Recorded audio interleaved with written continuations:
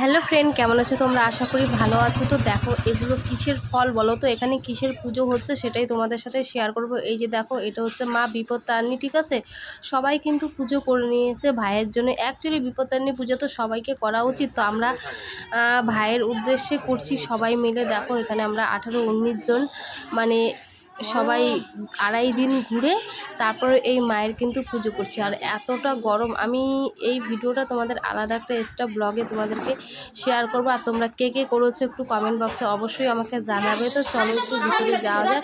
তো যেহেতু আমরা সবাই এখন উপাস আছি, তো যেহেতু এখন বাজে হচ্ছে একটা, আমাদের পুজো হতে হতে 4টার দিকে পূজা হয়েছে।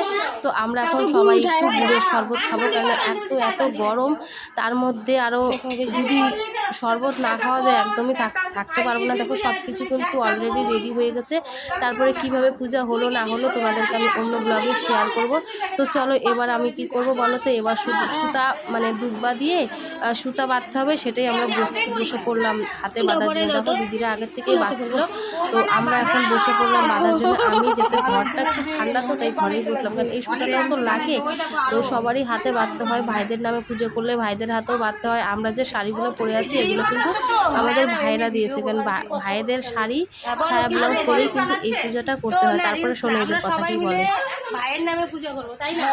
এটা আমরা ছাড়বো তো, এত কষ্ট করে করছি এই গরমের মধ্যে, তাই না? তাই তো আমাদের ভাইয়ের মঙ্গলের জন্য বানাচ্ছি, সবাই হাতে পড়ার জন্য। হ্যাঁ, তো আমরা আমাদের ভাইয়ের জন্য, যাতে ভাইয়ের মঙ্গল কামনার জন্য আমরা এই পূজাটা সবাই মিলে করছি। হ্যাঁ।